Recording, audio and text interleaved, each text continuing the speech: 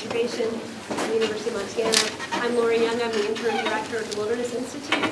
If you're joining us for the first time, please feel free to pick up a schedule of the entire series right on that table on your way out. We've got a lot of speakers still to come, a lot of interesting topics to be covered. Our speaker for next week is Nikki Fear of the Wilderness Institute here at the university, and she'll be talking about innovative ways to connect citizens with wilderness science and monitoring through volunteer opportunities and other opportunities to really engage people in land management and in ways to democratize knowledge. And so I think that would be a great talk. I'd encourage you all to come. I just want to say we're really privileged to have Mary Wagner with us today, the first ever Director of Wilderness for the U.S. Forest Service. And it's just a real opportunity to talk with someone in such a leadership position about the future of wilderness stewardship. And here to introduce Mary Wagner this evening is Connie Myers. Connie is the Director of the Arthur Carhart National Wilderness Training Center here in Missouri.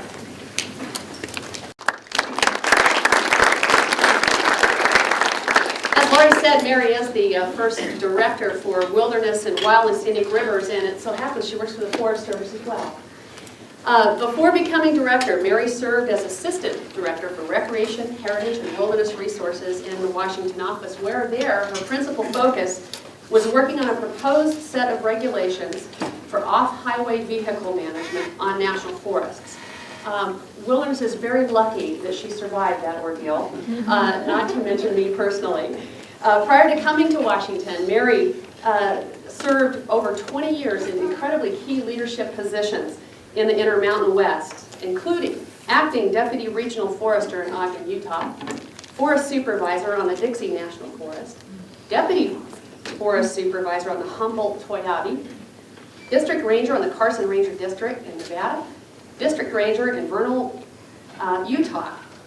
Mary also detailed into the Washington office to serve as the team leader of the National Partnership Task Force, and that team was specifically tasked to work to simplify and streamline the unbelievable regulations that we struggled through to try to come up with outstanding partnerships and opportunities to coordinate and collaborate with people outside of the federal government. And needless to say, we're counting on that experience to reap benefits for wilderness over Mary's tenure.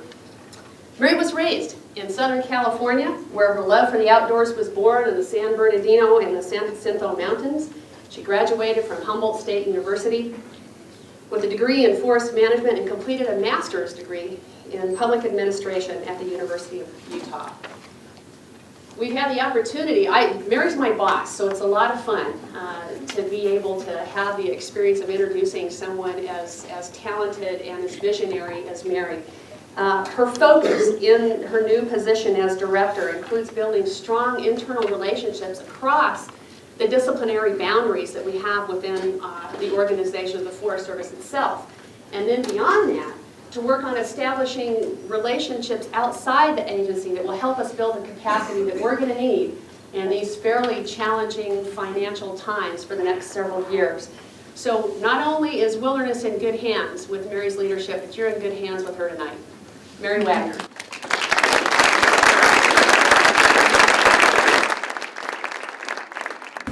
It really is so great to be here tonight. I can't even express it. And there are people in the audience who are so near and so dear to my heart.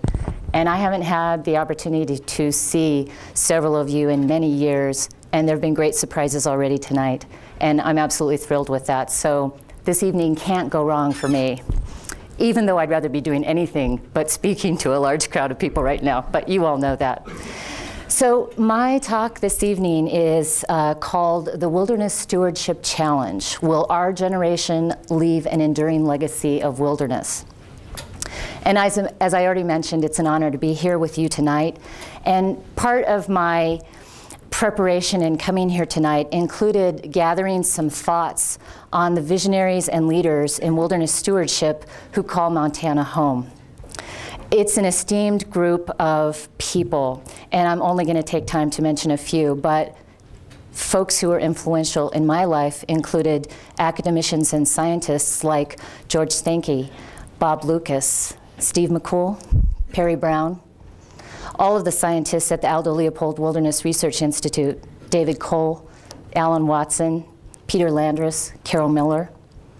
Visionaries that you have here in Montana, like Lee Metcalf and Bob Marshall himself. All the staff and instructors at the Arthur Carhart National Training Center. And today's wilderness stewards, some of you who are in the room advocate for additions to the National Wilderness Preservation System. And some of you in the room seek to ensure an enduring resource of wilderness through our stewardship actions. Both are vital and critically important. And there's some of you in the room, like Jerry Cavalt, who don't even know how much your gentle coaching to me as a young forester on the Sawtooth National Forest, and I befriended Jerry's daughter when I lived in Haley, Idaho. We visited at the occasion of Jennifer's wedding, and here was somebody who I held in great esteem because he was somebody who was leading a line organization for the Forest Service, something I only aspired to at the time. And his gentle words and his coaching and his little bus on the shoulder was more important than I've ever relayed to you, Jerry, so thanks for being here. So clearly I stand in awe of the work, the thinking, and the contributions of you and others. It gives me a deep appreciation of why I'm here. It gives me a deep appreciation of the enormous responsibility as the director for Wilderness and Wild and Scenic Rivers for the Forest Service. And I appreciate the giant footsteps of those who've come before me. I'd like to know a little bit about you all before I launch into my remarks. So can you just wave? How many of you are students here at the university? Oh, yes. Great. How many of you have visited a designated wilderness area over the last year? How many of you have visited a designated wilderness area in the last month? Oh, I love this. How many of you are interested in making a personal contribution to the stewardship of wilderness resource? Great. Nothing would make me happier than to leave with 200 people's names tonight that I could work with Chris Ryan, other regional specialists, and a number of partner organizations to connect you with important work that needs to be done. So don't leave without giving me your name. I've taken an opportunity while I've been here the last couple of days to meet with folks from the Great Burn Study Group, the Montana Wilderness Association, Wilderness Watch, the Yak Valley Forest Council, the Wilderness Institute staff, and the Forest Service Director of Recreation, Heritage, and Wilderness, and the regional specialist with wilderness responsibilities here in the northern region, to learn, to listen, and to appreciate the issues that are facing all of you here in the northern region, and the issues that you're working on to ensure preservation of the wild. So it's with that same learning, listening, and appreciation orientation that I'm with you tonight. So I'm going to share some thoughts and ideas that I have, and then hope that we can have a conversation about what's on your mind. One last note, in preparing to come to Missoula, one can't help but encounter the whole grizzly culture. And I'm not talking about the bears. So go Grizzlies. First, I'm going to give you a little bit of orientation to the Forest Service. For those of you who might not know, the Forest Service manages about 193 million acres of public land called national forests and grasslands. That's about 8% of the land area in the United States. But our mission is much broader than just the management of those 193 million acres. We have the leading research and development organization for forest and rangeland sciences. We're also responsible for promoting the sound management of all the nation's forests, both public and private, which we do by offering support and assistance for state, tribal, and private forestry. And because today's natural resource issues are increasingly global, we have a strong international program in the Forest Service as well. I'm going to focus now on some issues of importance to anybody focused on natural resource management today. It's a whole new set of challenges today facing us in the 21st century. I'd ask you to consider this. In the last 4 years, we've had our worst fire seasons in 50 years, and 5 states have had their biggest fires in history. We've lost dozens of lives and a record number of homes, and we've had record firefighting costs. Nationwide, invasive species have cost our citizens billions of dollars while contributing to the decline of up to half of our imperiled species, and the rate of new introductions has been growing. We are rapidly fragmenting our forests and losing open spaces. Every minute, our citizens lose more than 4 acres of open space to development. Again, the rate of loss is growing. And lastly, recreational uses have been rising so fast that we haven't kept up. In particular, we're seeing unacceptable resource damage from the unmanaged use of off-highway vehicles. This year is the 100th anniversary year of the Forest Service. And to commemorate the 100th anniversary year, the Forest Service invited academics, non-governmental organizations, state agencies, other federal agencies, tribal governments, and other partners to a Centennial Congress that was held early in January 2005. And at that Congress, our Chief Dale Bosworth also offered some additional thoughts about contemporary challenges to conservation today. And there's a direct link to many of these and wilderness stewardship. We're dealing with a growing population. In the last 100 years, we have more than tripled our population to 275 million, and it just keeps growing. By the turn of the next century, we're projected to have some 571 million Americans. That's twice as many that we have now.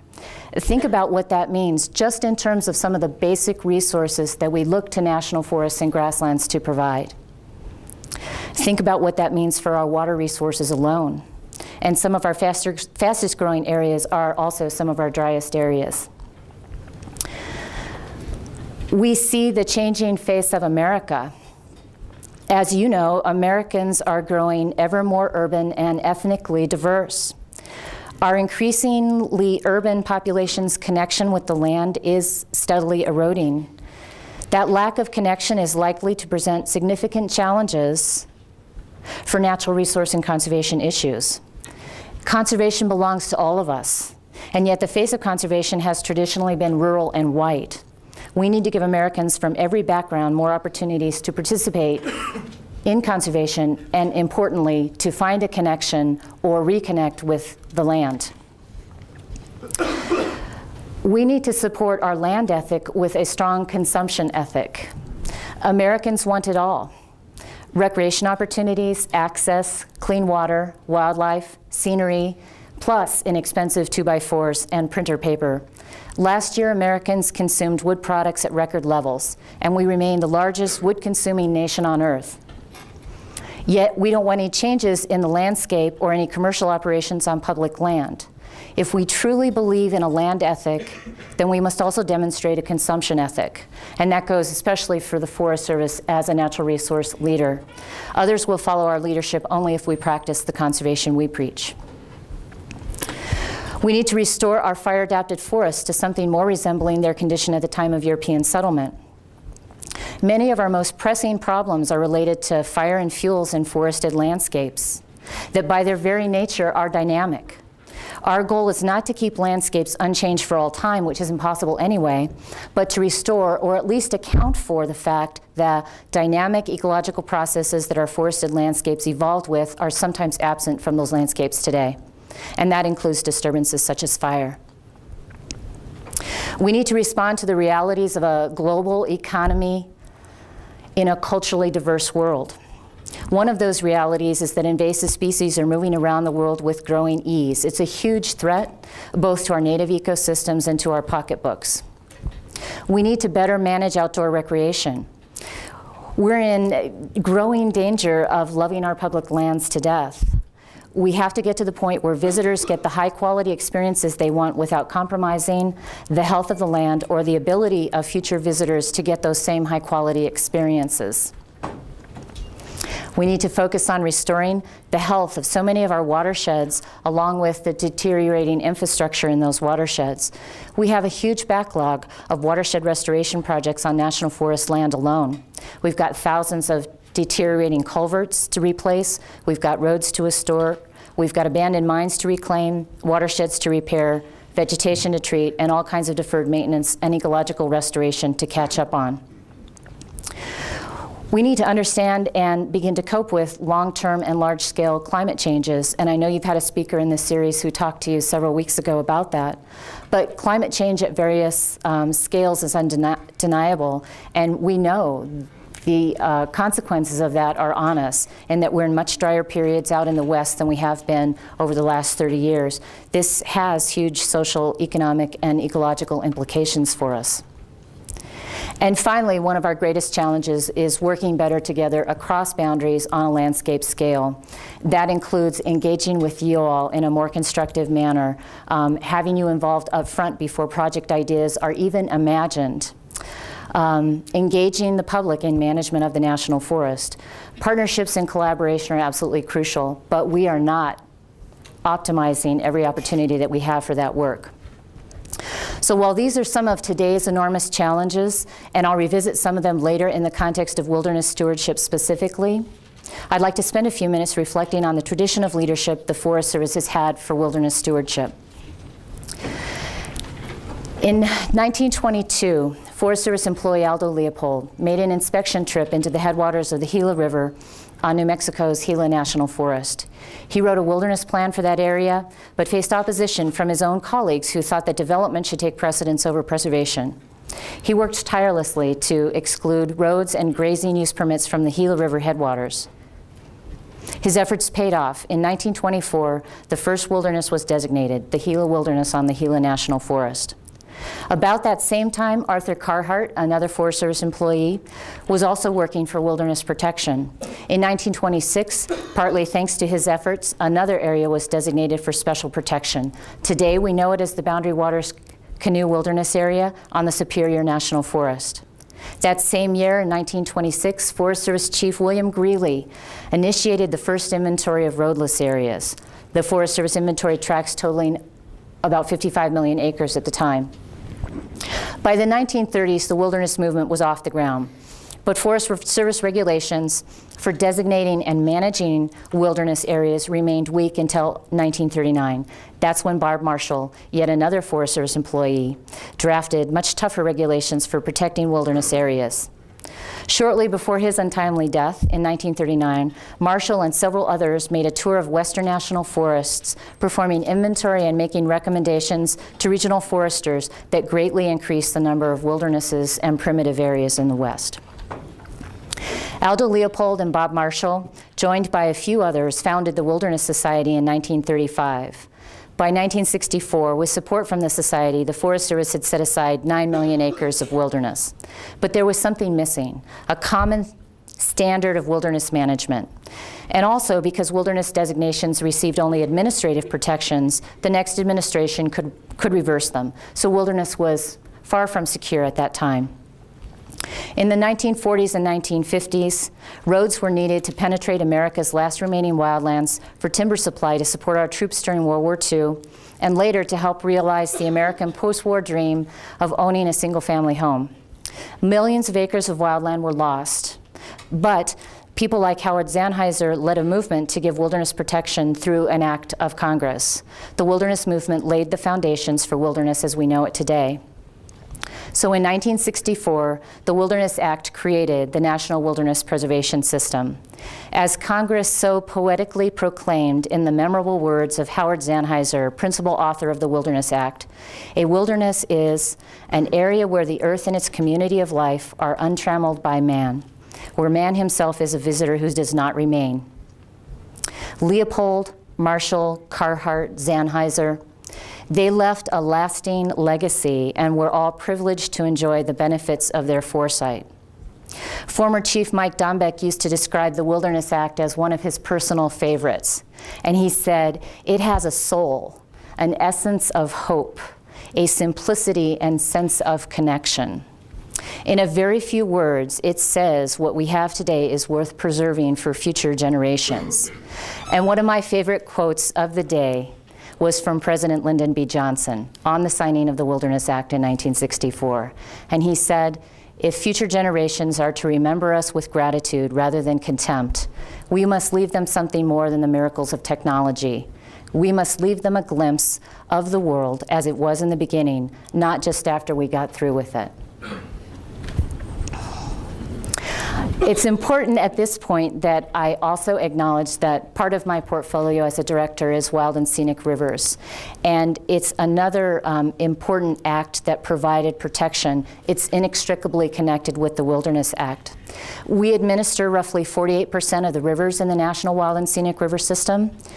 Rivers are a valued part of our nation's life and culture, and the Wild and Scenic Rivers Act, passed in 1968, builds an American legacy of protected rivers containing some of the premier river reaches within the nation. The Act provides future generations with free-flowing rivers possessing outstanding natural and cultural values. It was intended to balance demand for power and irrigation with the desire to protect some of our most precious rivers. And the Act forms a cornerstone of our country's conservation agenda. Currently numbering 163 rivers, the National Wild and Scenic River System is administered by 4 federal agencies: the Bureau of Land Management, the National Park Service, the Forest Service, and the U.S. Fish and Wildlife Service. And for 17 rivers, by states. The Forest Service administers 100 rivers and about 4,300 miles of rivers, more rivers and miles than any other administering agency. And management of these designated rivers and protecting the eligibility of the nearly 800 study rivers identified to date as being eligible to the system contributes directly to the Forest Service's ability to provide ecosystem health, multiple benefits to people, scientific and technical assistance, and effective public service. What remains for us with this rich history is the enormous task of fulfilling the promise and the obligations envisioned in these 2 acts. And I'll address the majority of my comments from this point on to wilderness stewardship specifically. So today, 40 years after the Wilderness Act was passed, the National Wilderness Preservation System totals nearly 106 million acres and is represented in 44 states. From the swamps of the Southeast to the tundra in Alaska, from the hardwoods of the Northeast to the deserts of the Southwest, more than half of the 662 wilderness areas are within a day's drive of America's largest cities. Many visitors welcome wilderness as a refuge from our fast-paced, developed society, a place to reconnect with oneself and the land. The Forest Service, along with the BLM, the National Park Service, and Fish and Wildlife Service, is charged with the stewardship of wilderness. The value of wilderness depends in part on the degree to which it remains undeveloped, a contrast to the highly developed work and world in which most of us live. Today, the National Wilderness Preservation System accounts for about 5% of the land area in the United States. The scarcity of wilderness makes it all the more precious. We need what wilderness can give us. Wilderness provides us with clean water and air. Wilderness provides habitats for plants and animals, including a refuge for endangered species. Wilderness provides a reference for evaluating the effects of management activities on soil, water, air, and ecological processes. Wilderness provides solitude, a refuge from the noise and traffic that plague us in our daily lives. Wilderness provides a scenic beauty, a place for quiet reflection on what it means to be alive. Increasingly, the American public is cognizant of the multiple benefits and values of wilderness. In a recent examination of values people attribute to wilderness, the ecological and environmental quality values, things like protecting water quality, protection of wildlife habitat, protecting air quality, the benefit of wilderness for future generations, the protection for endangered species, the preservation of the ecosystems, and scenic beauty, were among the top-ranked values for wilderness. This shift hopefully indicates a growing concern for the stewardship of lands in the National Wilderness Preservation System. Designating areas as wilderness doesn't ensure sanctuary from events that threaten wild character. And how, with the population demographics I spoke about earlier, coupled with an increasingly disconnected urban public, will we ensure the support and commitment to an enduring resource of wilderness? I'm going to take a little divergence now and talk about why a director, why now, and what's the charter for the director. It was the 40th anniversary year. Chief Dale Bosworth wanted to explore the idea of creating a directorate for wilderness and wild and scenic rivers in the Forest Service. He wanted to send a message that wilderness was special, and that we understood that, and we wanted to send the message to the community of wilderness conservationists on the 40th anniversary because it represented a mark in time that we could sort of hold ourselves accountable to. His thought was that wilderness is a resource of its own, and it deserves management and stewardship and focus and attention of a resource in its own right. His hope was that we would be able to deepen the appreciation that Americans feel for the special value of their wildernesses and redeem our responsibilities to wilderness stewardship. Now, the idea for a director for wilderness had been something that had been discussed. The merits and benefits of it had been discussed well over 12 years in the Forest Service. And it was July of 2004 that our Deputy Chief, Tom Thompson, with the support of Dale Bosworth, created the first Director of Wilderness and Wild and Scenic Rivers in the Forest Service. I mentioned that we had contemplated such a move several times, beginning with Chief Dale Robertson in 1992. 10 years ago, Jack Ward Thomas advocated a separate director for wilderness, as did Mike Dombeck, former chief, in the year 2000.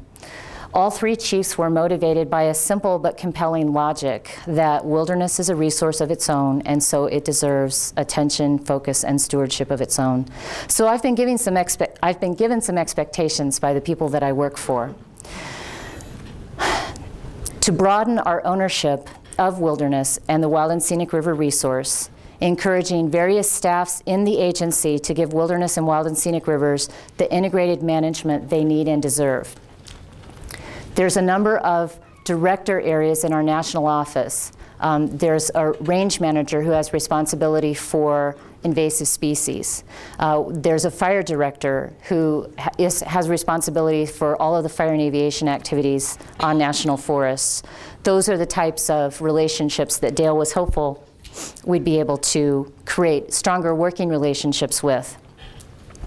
So broadening the ownership of the program, collaborating with partners and the National Forest Foundation to achieve the 10-year Wilderness Stewardship Challenge, and I'll talk to you in more detail about that a little bit later. Enhance our ability to meet our regulatory and stewardship responsibilities for wild and scenic rivers. Enhance our capacity for leadership within the National Wilderness Preservation System and within the global movement for protected area management. Strengthen our relationships with non-governmental and partner organizations that long clamored for such a move by an agency. And importantly, to raise public visibility of wilderness and wild and scenic rivers with the hope of increasing understanding and support for these resources. It's a tremendous honor and responsibility for me to be the first director. It's an honor because the people in the Forest Service who advocated for this and the people outside the Forest Service who advocated for this have been some of the true leaders in wilderness stewardship. I've admired them for their personal contributions and their commitment, and I just wanted to say to you all, I appreciate Chief Bosworth and Deputy Chief Thompson for their leadership and vision in creating this new role in the agency. I think it speaks volumes to the commitment and support these leaders have for the wilderness and wild and scenic resource. Providing an enduring wilderness resource and for protection of wild and scenic rivers, free-flowing condition, and outstanding natural and cultural values is a remarkable mandate and responsibility for any one person, and I'm certainly not alone. Let me tell you about a day in the life and where I've been spending my time. I'd like for you to imagine the best possible job in the whole wide world. I have it. In many ways, I've just been amazed. It's true that day to day, the crush of business, the demands of issues that might pop up at the national office, and the immediate turnaround and response times for briefings to congressionals or somebody in our legislative affairs office, or something that heats up an issue with a constituent across the street with a department. I mean, there are days, I will be honest with you, 4 or 5 hours goes by and nothing I wanted to get accomplished has been attended to, but I've served, the rest of the system that needs some feeding. But a few things that I've done that I think would be of interest to you, I think are worth sharing now. So I've mentioned this desire to reconnect with some of the Washington office directors with responsibility for wilderness stewardship. That's certainly where I've been spending some of my time. And I've appreciated that their response has been so positive. This year, for the first time, Wilderness and Fire will be conducting a joint review in the Rocky Mountain region. So we'll be able to talk about landscape influences and wilderness as part of the picture when we talk about wildland fires and wildland fire use on landscapes. I've been connecting with the regional and field-going wilderness specialists to get an appreciation of what's it like in their world. What are the things that day to day take their time, and what are the things, importantly, at the national level could be improved to make their life easier. I've had a great opportunity to join the Chiefs Wilderness Advisory Group as they were wrestling with what are the next set of recommendations they could offer the chief to advance wilderness stewardship in the agency. I'll come back to the Wilderness Advisory Group. I've been interacting with several of our exemplary grassroots-based friends and foundation organizations that are assisting with wilderness stewardship, and there's great hope there and there's great promise. But we don't have those types of organizations wall-to-wall across the system. I've had the privilege of visiting with field-going wilderness rangers on the ground, and just within the last couple of weeks, spent some time with the regional specialists in the Juniper Prairie Wilderness in Florida, just north of Ocala.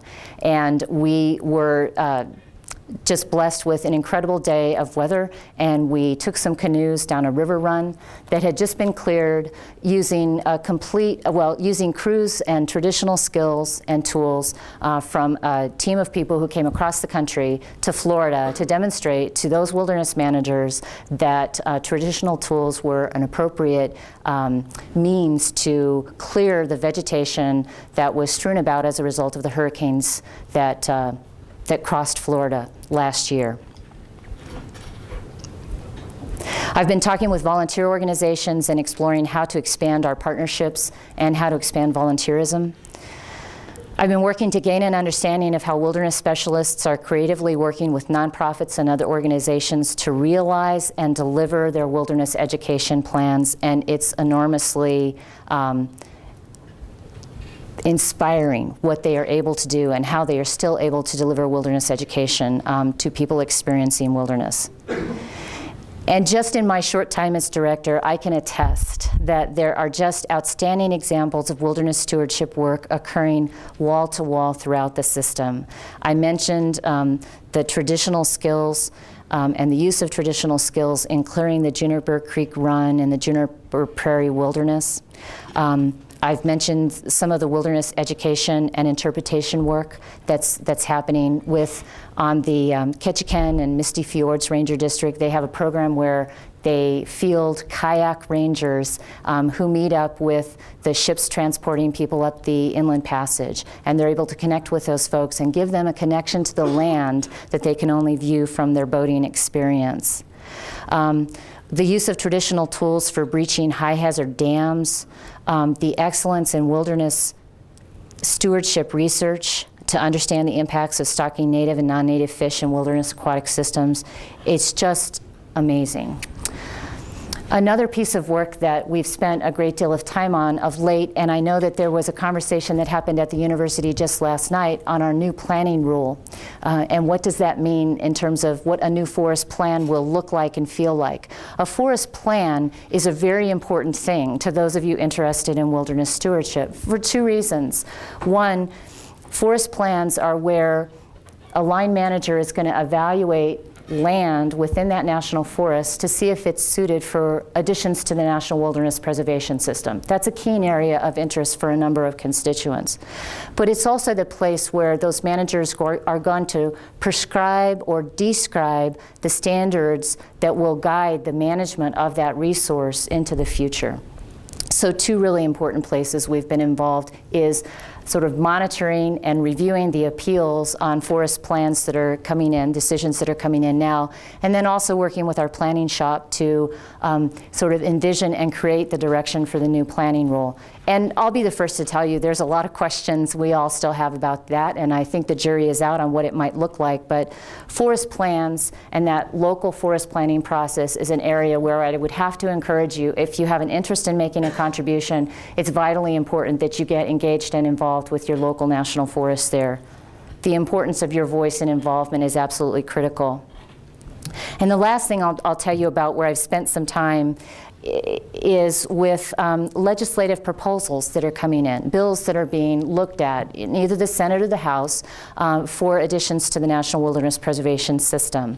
And while every specific bill will generate specific response from the agency in terms of testimony, so I'm not going to talk about specific bills here, I think what's important to note here is that we're seeing an increasing number of bipartisan, grassroots-supported bills or proposals for additions to the Wilderness Preservation System. And that's another place that you can influence what occurs in terms of the future of wilderness stewardship over the course of time. One last exciting place I'll tell you about where I spent some time this fall, it was here in Missoula. And it was at a regional forum that was convened by the Northern region in advance of the Centennial Congress that occurred in January. And it brought people together and had a specific wilderness stewardship track or focus. It brought people together across a whole variety of interests, from Forest Service employees representing different disciplines who hadn't come together to talk about wilderness stewardship in a long time. It was university students, it was employees and representatives of their state and federal agencies, and it was representatives of other non-governmental organizations. And each group was asked to develop some key findings and recommendations. The work is really exciting. I think the notes of that work will be posted on the Northern Region website at some point in the future, if not already. But I did want to tell you that there are two areas that were absolutely crucial in terms of advancing wilderness stewardship.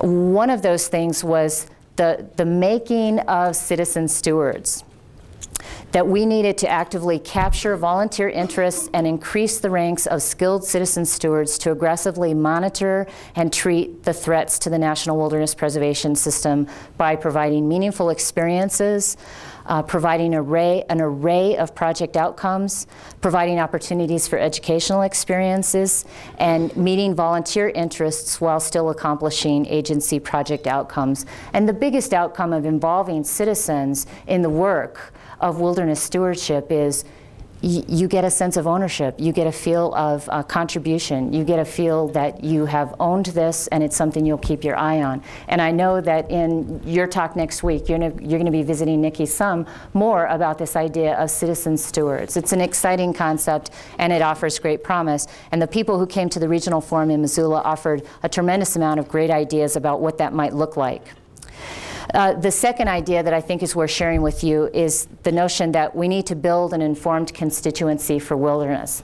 And many events occurred over the 40th anniversary last year where some of the people who were in the halls of Congress, who were casting their votes in 1964 for the Wilderness Act, were reflecting on their stories and the history. And it's a vital, rich history. Their feeling is that we're not creating a same set of people to kind of pass the baton to, and they feel that it's incumbent upon the agencies as well as citizens to do a better job in building public support for wilderness and wild places, and also reach out to members of Congress to do the same. So a whole series of recommendations around that topic as well. I'm looking at the clock, so I'm going to be skipping and jaunting here through some of this. What I want to say about the ideas generated at the regional forum in Missoula, as well as ideas that were generated at the Centennial Congress in January, is that many of the ideas that were generated by the citizens and agency personnel participating in those forums and in the Congress are already taking root. And that's really exciting to me. What do I mean by that? Well, a number of the ideas took root by way of a specific project proposal that is competing for funding that was available this year through congressional appropriations, a $10 million centennial fund. Needed to be a partnership, so it needed at least a minimum of a one-to-one match. And there are a number of projects, all that have the minimum one-to-one match with a partner organization that focus on wilderness stewardship. And I'm just going to give you a little bit of an array of the types of projects that are going to be funded this year. Wilderness Trail and Wilderness Education crews on the Angeles National Forest. It's a partnership with Outward Bound. They're connecting with urban youth. They're getting those folks out there on the forest, and they're building skills and understanding, appreciation, and understanding for the wilderness resource. There's air quality data analysis for Class 1 areas on the Bridger-Teton National Forest. It's a partnership with the Wyoming State Department of Environmental Quality.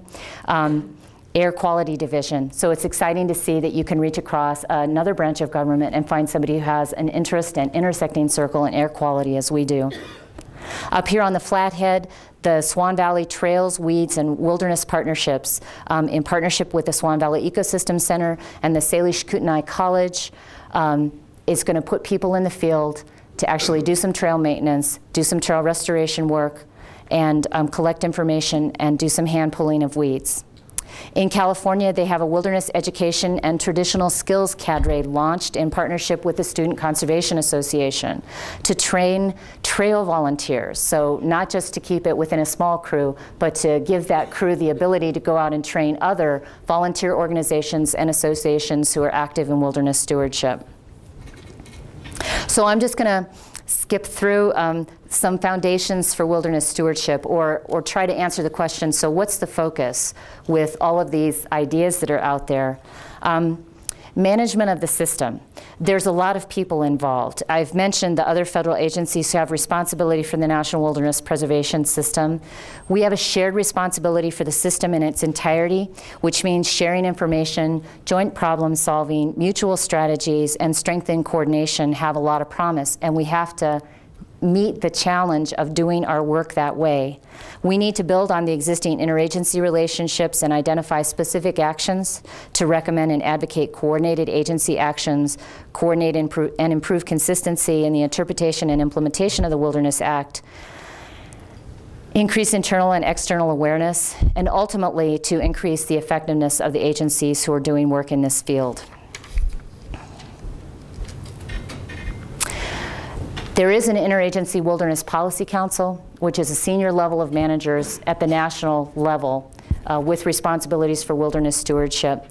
They are the chartered group where many of these consistent policy approaches, the hope is that the Wilderness Policy Council will lead out on that work. We haven't realized the promise of that, and I think it's time to reassess why not, and to really look hard in the mirror and ask ourselves, why not? Because it's certainly good government, and it's certainly the minimum that people expect from these agencies, but we haven't realized the promise, and we need to dig deeper and understand why not. I've talked a lot about working with others, and I do think that that's a foundation that's going to guide everything that we do in wilderness stewardship over the course of the next 10 years.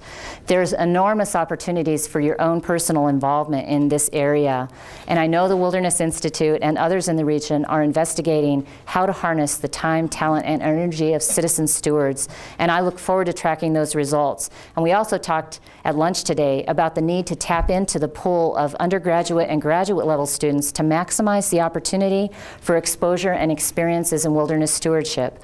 We need to grow future leaders in wilderness today and now, and starting with you. And when I say that, I really don't mean that I expect you all to be resource professionals associated with an agency. You might be bankers, you might be elected officials, you might be in nonprofit management. We need wilderness stewardship leaders in every sector of society. Another foundation is we need to secure resources and support for education, training, information, and and research, excuse me. And I'll just mention that the Arthur Carhart National Wilderness Training Center and the Aldo Leopold Wilderness Research Institute are two exemplary and premier institutions that we have, and we're lucky to have them. The task today is to ensure these institutions have adequate resources to sustain excellence in education, training, information, and research. And what I'll tell you honestly is that challenges abound, and we are facing two scientists that are likely going to be reduced at the Leopold Institute. We haven't got all the solutions in place to how we might remedy that. We're working actively on that. So I'll just offer that challenges abound, but so do successes. And there's things like wilderness.net, a partnership with the University of Montana, Wilderness Views, a new web-based site that's hosted by the Park Service that you can access through wilderness.net that gives you just a snippet of the possibility of how we might educate, inform, and build awareness about the wilderness preservation system. A couple more foundations, and then I will make some closing comments and we can do some questions. One thing that's absolutely vital is that we support and increase the Wilderness and Wild and Scenic River field presence. It's 35 million acres of the National Forest System. Almost 18% of the National Forest System is designated wilderness. We're not competing well for what 18% of the National Forest System should be garnering in terms of resources. We have many wilderness areas where there's absolutely no field presence at all during an entire field season. Now, when I say increase wilderness and wild and scenic river field presence, please don't misunderstand to think that that's green uniformed people in all cases. It is, in fact, the volunteerism, the citizen stewardship, the foundations and friend group organizations who can be some of that field presence. But to not have a field presence leaves us not understanding impacts or consequences of our actions in wilderness, and I think that we're remiss if that's where we stay. There have been a tremendous amount of ideas that have been generated in reports and strategies that sit on the shelf. And one of those that I do think is worth mentioning to you is the Pinchot report. The Pinchot Institute impaneled a great group of people in 2001 to look at what the challenges facing the National Wilderness Preservation System and the agencies charged with their administration were facing. And they did a very eloquent job. This was Dr. Perry Brown, Bill Meadows, and other esteemed members of that panel. Sometimes it's called the Brown Panel Report. But the Pinchot report, Ensuring the Stewardship of National Wilderness Preservation System, provided a number of recommendations and principles to serve as a strong foundation. And if we want to pick those up, they're ours to pick up. And I'll say that we've read the report, we've looked at the report, it's informed a set of actions that we've had on the shelf for a couple of years, but I would say, and I think some of you would agree, we haven't taken up the essence of the report and the very principles that the report advised us to adopt that would be the anchor or guideposts for us in wilderness stewardship. I'll leave it at that and leave you to explore the Pinchot panel report on your own, but I wanted to offer that we are in the Forest Service going to be taking a look at our Forest Service manual direction. It's the book that sort of guides what field going or regional specialists might use. And we're going to take a look at those principles and see what we can import and what we can adopt and what we can put into our manual direction that would recognize the important contribution of the ideas the Pinchot panel put forward to us.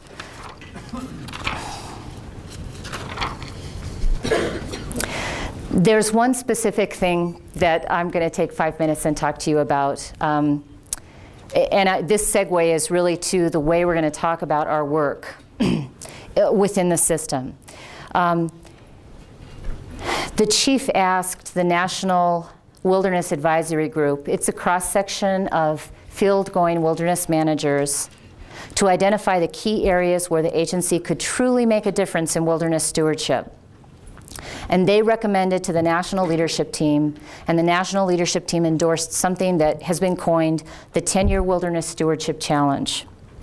The goal is to bring all of our wildernesses to a clearly defined minimum standard by the 50th anniversary of the Wilderness Act. So it's a 10-year program of work, if you will. Is 10 years too long? I'm not sure. With what we face in terms of current budget trends and staffing, it's probably appropriate for the level that we are right now. I think there's any number of field-going wilderness managers or regional specialists who would tell you that if we had the wherewithal to cut it down to the 5-year Wilderness Stewardship Challenge, we'd be there.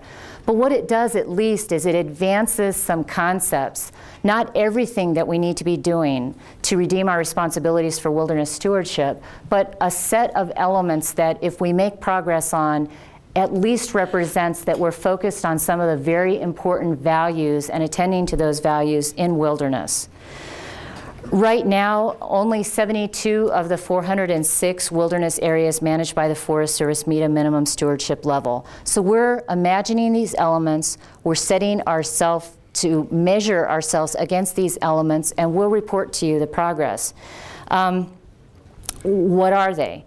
Well, firstly, while it's our responsibility, we would invite your help through collaboration with non-governmental partners, the National Forest Foundation, and engaging citizen stewards.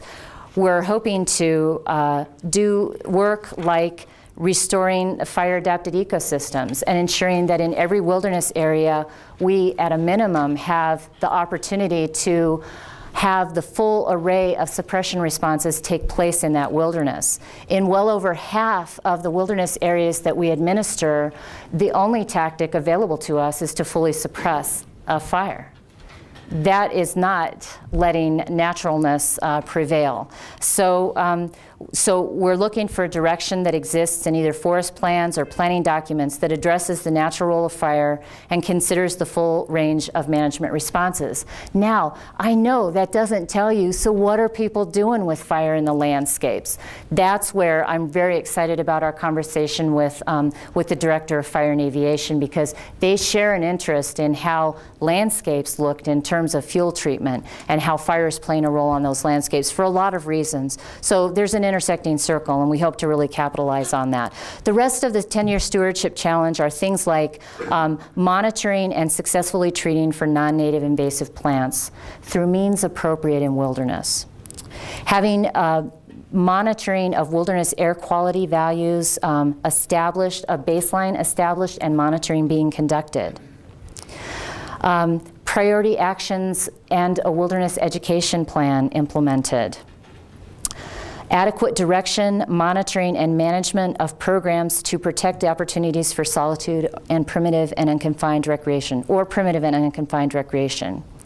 We need recreation site inventories in all of our wildernesses. We need to work with the outfitting and guide community, who to many wilderness visitors are the first line of people who are representing the wilderness resource, to assure that they are modeling appropriate wilderness practices and incorporating the appreciation of wilderness values into their interaction with clients and others. We need adequate direction in our forest plans to prevent degradation of the wilderness resource. We need priority information needs identified and addressed through field data collection, storage, and analysis. And maybe citizen stewards would be a possibility of us getting a handle on that. And then we have a metric for what we consider to be a baseline workforce in place. And again, that can be a combination of Forest Service resources partnered with friends, foundations, and others. The National Forest Foundation has stepped up. It's the congressionally designated foundation to support national forest management, and they have a matching grant program, nationalforest.org. And if you're interested, there's a place where they have put a permanent matching grant program in place to try to help achieve the 10-year Wilderness Stewardship Challenge. I can't help but mention that there's a fine piece of work that's also vitally important to us, and it's called the Wilderness Character Monitoring Protocol Development. It's a team of folks led by Dr. Peter Landris and co-led by Steve Palcher, who's on my staff, with interagency participation, and they have developed a monitoring protocol called Monitoring Selected Conditions Related to Wilderness Character, a national framework. They've been accelerating development of a technical guide for applying the protocols at the field level. The purpose of the monitoring protocols is to improve wilderness stewardship by providing managers information on trends in key national indicators that tie directly to the statutory requirements of the Act to preserve wilderness character. Completion of the draft technical guide is scheduled for October 2005, with field testing to begin in 2000. I want to share with you an example of, we were at Ocala with a meeting, the regional specialists, and there were a couple of tasks, and people were asking, well, who's interested in doing this? And people sort of cast their eyes down and figured if they didn't make eye contact, nobody would ask them to do that thing. And they were pretty small tasks. But when it came to, are you interested in being a pilot region for the implementation of the field testing for the character, for the wilderness character monitoring protocol, eyes lit up, hands shot up, and they said yes. That to me is very, very exciting. It's something that's, it's a principle that's been fundamentally missing from our stewardship work. I give such great credit to the people who have worked on it, and I'm so excited to look forward to the field implementation in 2006.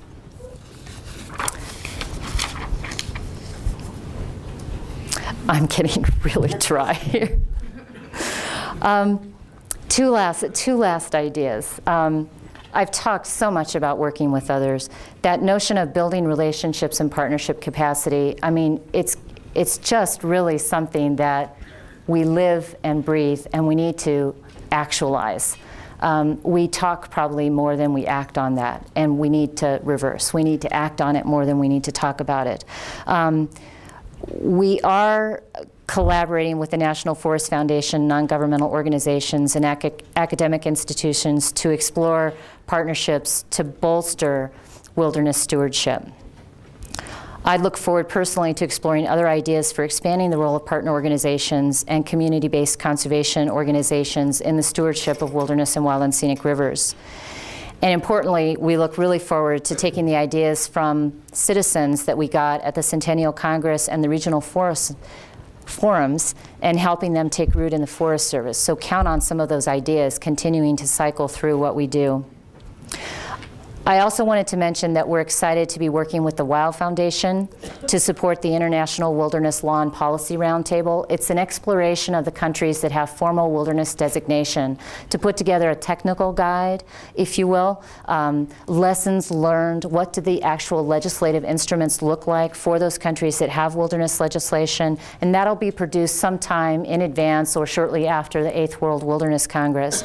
We've also been asked by the Wild Foundation to host the first global wilderness seminar for government agencies, and that'll convene a couple of days in advance of the World Wilderness Congress in Alaska, and we're really excited about that.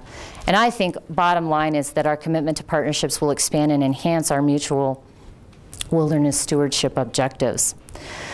Much work remains, and I'm just getting started, so let me offer this in closing. And this was a little synopsis that was done from somebody who heard Gandhi speak about, life's great lessons. So here it is. Keep your thoughts positive because your thoughts will become your words. Keep your words positive because words will become your behavior. Keep your behavior positive because behavior will become your habit. And keep your habits positive because habits will become your values. Keep your values positive because values will become your destiny. We have a destiny together, you and I, and it's to advance these principles of wilderness stewardship. So leave me your name, tell me how you'd like to be involved, and I really welcome an opportunity to answer questions and talk about what's on your mind. Thank you very much.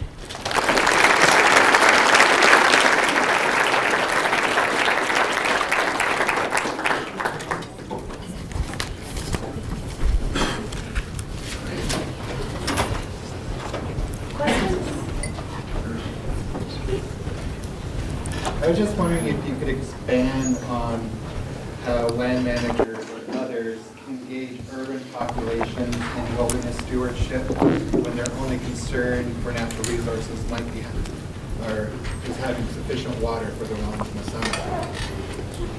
summer. It's a really good question. There are some outstanding models that exist. There are some models that probably won't work for twice as many people in urban centers. But somehow, and there are urban experiments right now. I'm thinking about Chicago Wilderness, and restoration work that's actually occurring in urban Chicago, where they are taking asphalt and well, areas that we would consider probably fairly toxic. And they are engaging the citizens in a neighborhood in restoring that somewhat toxic environment back to, I'm going to say a wild landscape, but just understand relative to, you know, what a toxic environment might look like in an urban area. A green space, an open space, if you will. And along the pathway of renewing that landscape in an urban area, they're teaching the people who are participating about the connection they have, that the river flowing by connects with something upstream.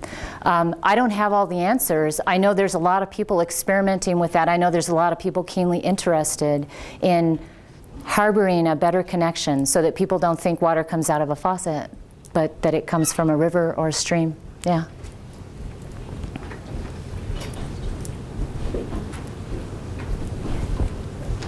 Hi.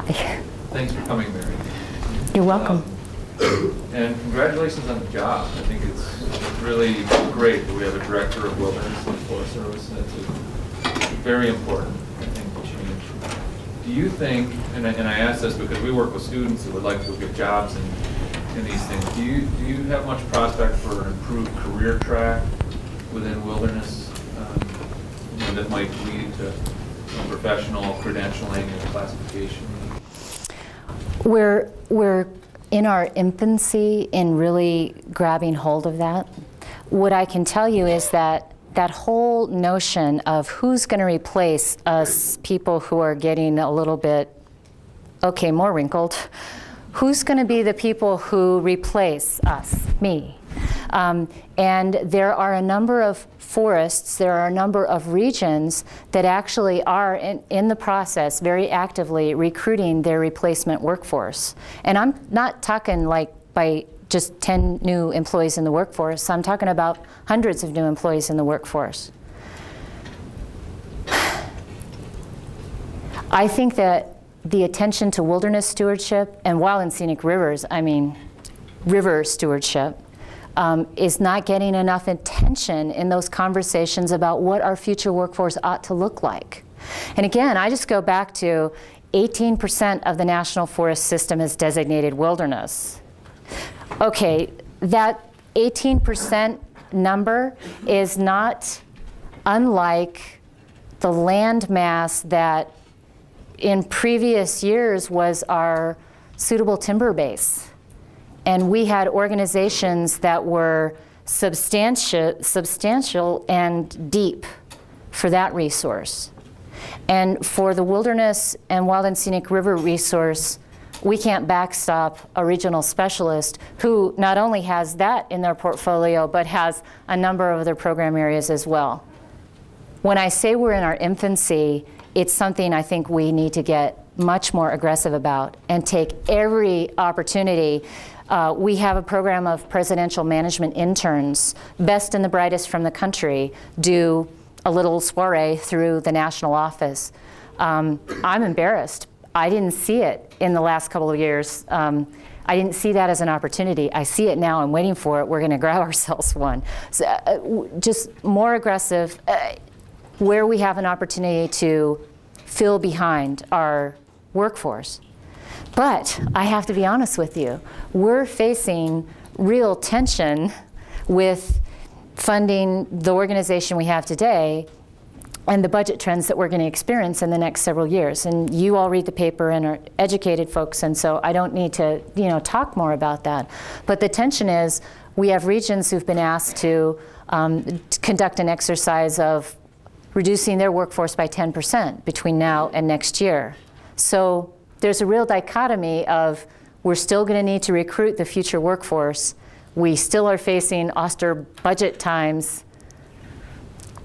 Are there other avenues? And that's where, this notion of capitalizing on internships, perhaps with undergraduate and graduate students, we are not optimizing every opportunity we might have to do that. Those are hands on deck in my mind. And whether they stay in the profession of natural resource management, or they go on, as I said, to be elected officials or bankers or nonprofit managers, all of that's okay because they would be working capital advancing wilderness stewardship. Mary, I'd like to add my congratulations for this job. You're in a position where you can greatly influence what our great-grandchildren inherit on the wellness system. And I think that when history is written, one of the most important decisions that Chief Bosworth made during his tour as Chief of the Forest Service is the establishment of this director's position.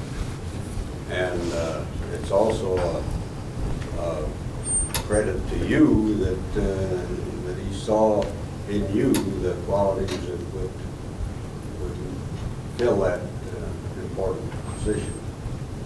I'd like to have you just tell us what do you see as the single most important challenge to your job? I know you've only been in 6 months or better, and how can citizens best help you with that?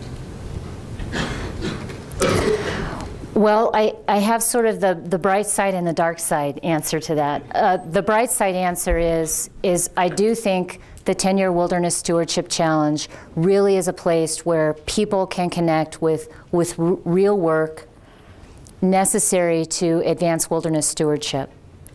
And that work being done in a manner appropriate to wilderness.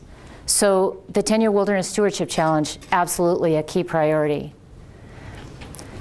But you also asked, what are the things that concern me or do I consider to be a threat? And I'll be honest with you, and it's something that we've had some conversations about, and I'm gonna talk about it in a way that I hope doesn't offend. But I think there's been a slow erosion of wilderness stewardship skills and consciousness in the Forest Service.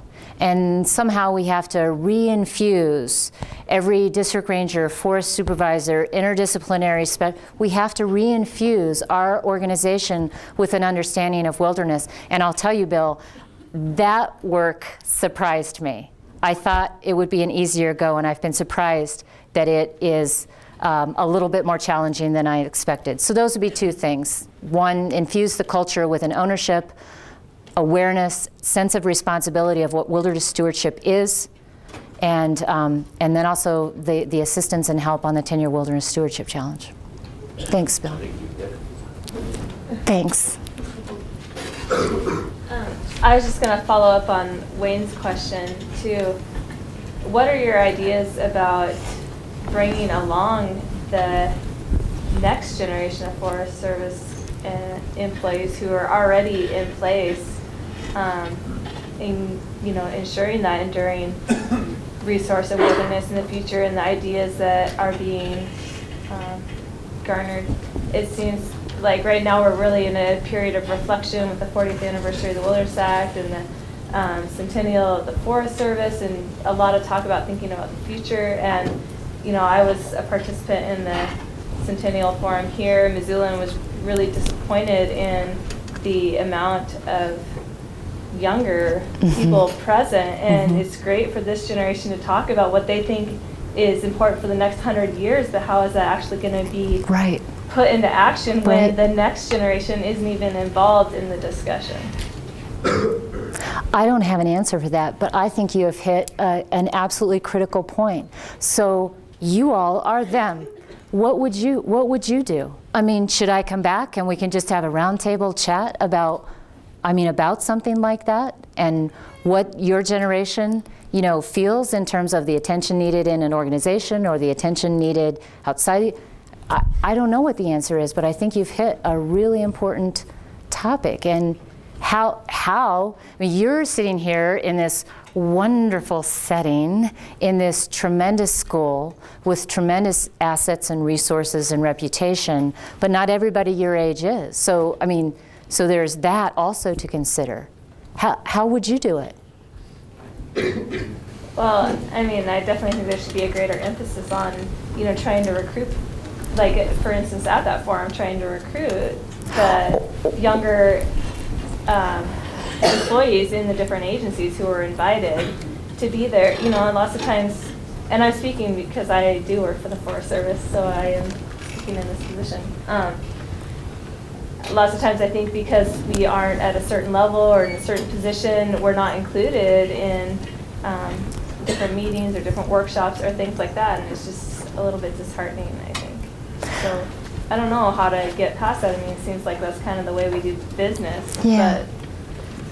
But Well, let me just offer, if you'd stay connected with me and we could continue to think about this, I think that would be really valuable. Let me also offer that the Chiefs Wilderness Advisory Group is very reflective of a younger generation of wilderness managers. And some of them are literally the field-going GS5 and 7 wilderness manager on a ranger district. And they are working as national advisors to the Chief of the Forest Service. And they put together an agenda and sold an agenda to the national leadership team. They were floating on cloud nine. They know, the agency knows, and the chief knows the power of those younger voices who are seeing it from a vantage point that many of us don't have anymore. You can put your digits on the back of my card, and let's stay connected with that, because it's an intriguing concept. I'm sorry, I wish I had the answer in my back pocket, and I would roll it out to you, but I'd really like to explore that more. well, and I think we are doing a great job in some areas. Like I said, I was able to be a participant at that forum, and it was because my supervisors saw the importance of me being there for my career and the future, and that's great. I mean, I'm lucky to work for people like that, but I would definitely like to see more of that. Yeah, yeah. I was just wondering if you personally could change any one thing about the Wilderness Act, what would you change?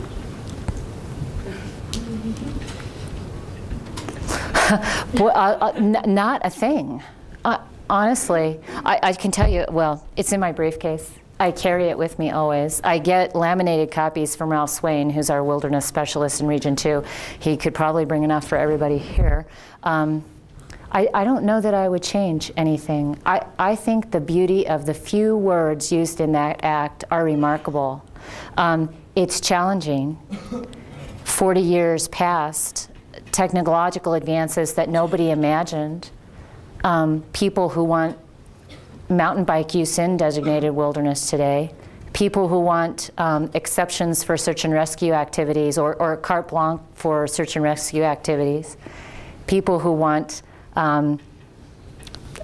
unfettered access for border security issues. There's something about the act that is, well, Tina Marie Eckert writes, it's the idea of wilderness. It's more than words on paper. It's more than a physical place. It's an idea. I think it's remarkably contemporary, for its day then and even today. So I can't tell you, I can honestly say I haven't done a lot of thinking about what I would change. I've done more thinking about how can I prevent other people from thinking that it needs to change. Yeah. I guess I have a couple questions for you. The first one, I guess, has to deal with the Forest Service and how it views the Wilderness Act now as opposed to how it viewed it while it was being debated. Mm-hmm. That seems to have changed quite a bit. And I wonder if you could tell me, why? Or, when that happened. And then I guess the second one, what do you say that wilderness stewardship is kind of an oxymoron? Let's see, the first one. We're not always the greatest embracers of new ideas. And while the Forest Service did have really strong roots, and I think back to the early part of, the 1900s, there were people and ideas, who really gave birth to the concept, and then other people took up the task at hand to actually formulate and write the legislation, which also, by the way, didn't come easy. It was after an 8-year debate and struggle that we actually, even the case of the wilderness director came after 12 years of conversation about the merits of that. So maybe there's something to be said that good ideas over time will prevail and will be embraced, particularly when they stand in marked contrast to, well, and the values that, the public values that are expressed about the benefits, the multiple benefits and values of wilderness. I think that's also evolved along with the agency. So, somewhat vague response, I know. All right. And then the second question was? Was wilderness stewardship as an oxymoron? Oh, well, let me tell you that I've been challenged quite a bit, particularly with the 10-year Wilderness Stewardship Challenge, with why are you doing anything? I mean, it's a custodial role for you at best, but I'm not sure a custodial role or a role that requires us to demonstrate constraint and requires us to think about wilderness as a resource much differently than a wildlife biologist thinks about wildlife as a resource or wildlife management as a resource. It is a different shift. And we've got folks like Wilderness Watch who remind us constantly in very constructive ways, and other citizens who remind us in very constructive ways about that notion of restraint. So the thinking is we're conscious about not calling it wilderness management for the thing that you're targeting, I believe. And stewardship means more of a caring, a nurturing, an understanding that it exists outside of us and that we are called on to execute restraint when we think about what activities, actions, or ideas are necessary for the administration of the area as wilderness. And that's the screen, right? That's the litmus test. If it's not necessary for the administration of the area of wilderness, we need to ask ourselves and take a very hard look at why is that idea even being talked about? So would you say that, like in the Wilderness Act, it says that humans are a visitor that don't remain. Would you say that the Forest Service actions makes humans not a visitor? You see what I'm saying? Mm-mm. Like, the Forest Service rule, if I'm getting this correct, is to be stewards of the land, and not just Forest Service, I guess, other people, right, people in general. But the Wilderness Act says that humans are supposed to be a visitor to wilderness. But if you're in there actively managing it for wilderness character, then isn't that contradictory? It would depend on what you mean by management and what actions are tied to your perception of management. And it would be a great conversation, and it is a great conversation that happens in the agency today. And let me take something like spotted knapweed.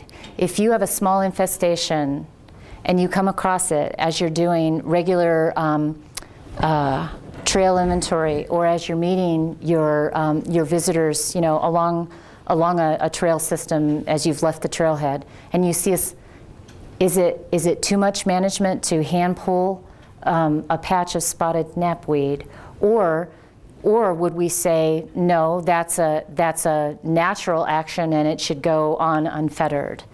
Those are conversations that are real, that occur day to day in the agency. And so when I say demonstrate restraint, it would be you might see a patch of spotted knapweed outside of wilderness and send the crew with the pack chemical sprayer. And in wilderness, the restraint you would demonstrate would be, well, I need to think about this differently. I need to act differently in response to if I choose to do something about that particular patch of weeds.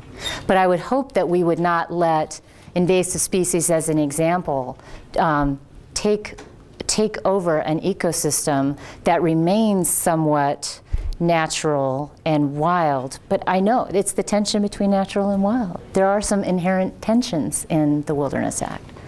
So it calls for, it's not easy stuff. I mean, I can tell you that after 40 years, we don't have it all figured out.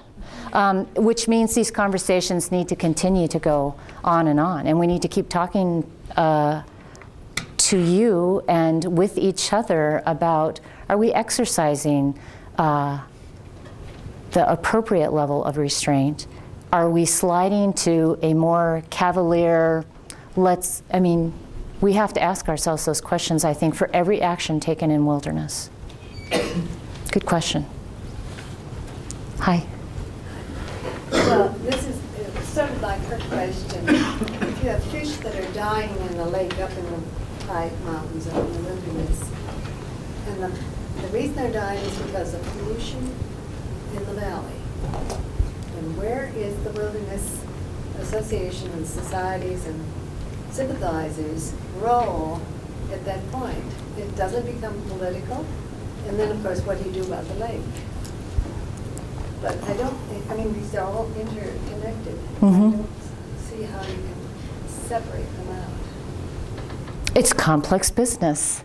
And in the case of fish and wildlife populations, you have another player with some jurisdictional responsibility in a state fish and game or a state divisional wildlife resource agency.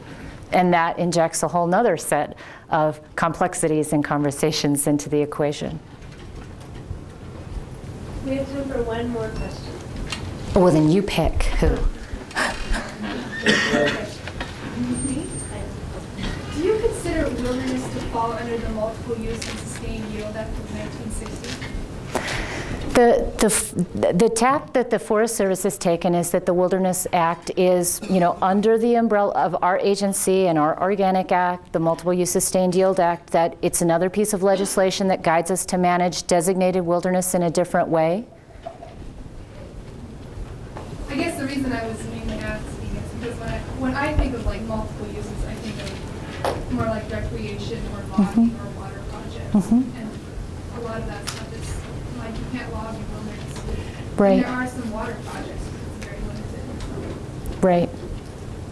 But the Multiple Use Act looked for an array of values and benefits on national forests. And the Wilderness Act, overlaid a specific statutory responsibility for designated wilderness. It's not inconsistent that a management agency who does active management on general national forest would have responsibility for stewardship of the National Wilderness Preservation System on a national forest. The Multiple Use Sustained Yield Act actually says that Right. designation of areas of wilderness is consistent with this act. And the agency's been consistent with that understanding and interpretation over the 40 years of implementing the act.